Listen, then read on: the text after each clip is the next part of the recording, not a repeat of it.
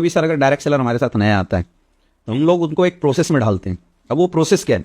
सबसे पहला चीज़ है उसको प्लान करने आना चाहिए। एक तो इनिशियल स्टेज पे शुरुआती दौर में क्या होता है, अपलाइन साथ में जाके प्लान करते हैं, बट वो फ्यूचर नहीं है।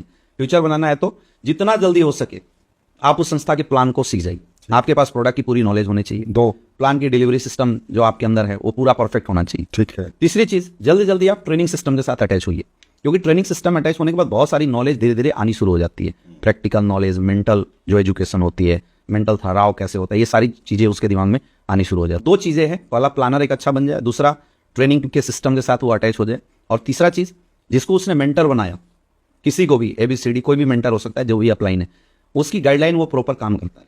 शुरुआती दौर में सर इतना ही बहुत होता है, क्योंकि समुद्र के किनारे खड़ा होने से गहराई का पता नहीं चलता है, वो स्टेप बाय स्टेप पता चलता है। तो स्टेप बाय स्टेप धीरे धीरे आगे बढ़ेगा, फिर ट्रेनर बनेगा, फिर टीम बनेगी, टीम हैंडलिंग बनेगी। हाँ, इसमें सबसे खास बात क्या है, उसकी पर्सनालिटी डेवलपमेंट। उसको सक्सेसफुल नेटवर्कर वही है जो अच्छा नेटवर्कर हो, मतलब उसकी ड्रेस कोड अच्छी हो जानी चाहिए, उसका बोलने का तरीका वो बदलाव होनी चाहिए। Self grooming. हाँ, सेल्फ डेवलपमेंट सर बहुत जरूरी है।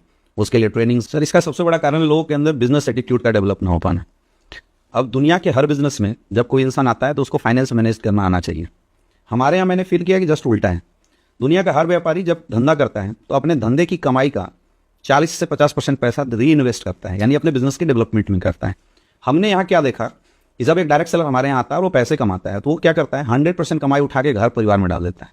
मैंने एक चीज़ महसूस किया, जब लोग डायरेक्ट सेलिंग में नहीं आए तो 20,000 में उनकी परिवार चलती है, लेकिन यहाँ जब 1 लाख रुपए कमाने लगते हैं तो 50,000 1 लाख रुपए उठा के पूरे परिवार को दे देते। अगर हमने 1 लाख रुपए कमाया और हमने बिजनेस में 0 इन्वेस्ट किया तो फिर बिजनेस चलेगा कहाँ से? खत्म हो जाएगा। जैसे सर अभी आप बता रहे थे बड़े बड़े रैंक के लोग छोड़ के क्यों जा रहे हैं, और ये मतलब मेरा सर पर्सनल 11 साल का तजुर्बा है, और मैंने तो हमारी टीम में बहुत सारे ऐसे लोग हैं जो अच्छे रैंक पे जाने के बाद भी स्लो हुए हैं। इसका सबसे बड़ा कारण ही यही मैंने देखा कि लोग अपने फाइनेंस को नहीं मैनेज कर पाते, बड़े लेवल पे पैसा आता गया फेंकते चले गए। अच्छा, शुरुआती दौर में क्या होता है कि जैसे मैं हूं तो मेरे अपलाइन को मेरे बिजनेस की जरूरत होती है, तो अपलाइन साथ में जोर लगाते जाता है तो बिजनेस निकल जाता है।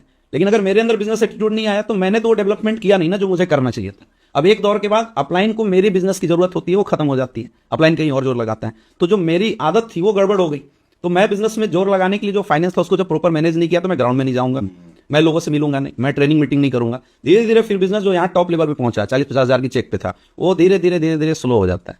इसका मैंने एक सोल्यूशन बताया जो सर मैं चाहूंगा कि आज लोगों को बताया जाए।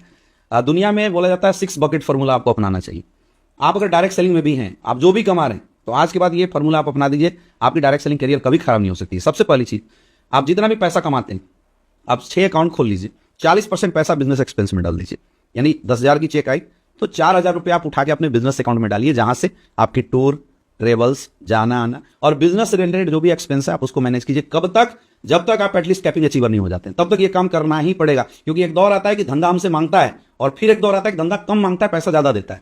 तो तब तक जब तक हमारा बिजनेस स्टेबल ना आ जाए, यानी हमारे यहाँ अगर देखें तो कैपिंग अचीवर, फैमिली के ऊपर आप 20 से 25% का पैसा इन्वेस्ट कीजिए। यानी अगर हम 1 लाख रुपए कमा रहे हैं तो परिवार को बताना है कि भैया 25,000 में जिंदगी चलाओ।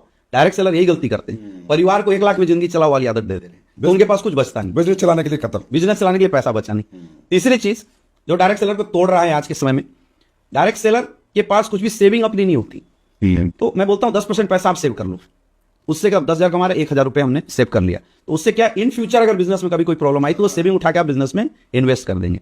10% आप अपनी हेल्थ के लिए रखिए, क्योंकि कई जगह मैंने ऐसा भी देखा, सब कुछ अच्छा चल रहा था लेकिन उस घर में एकाएक किसी की प्रॉब्लम आई, 4-5 लाख रुपए खर्च हो गया, वो टूट जाता है। क्यों ऐसा हुआ? क्योंकि हमने प्री प्लान नहीं किया।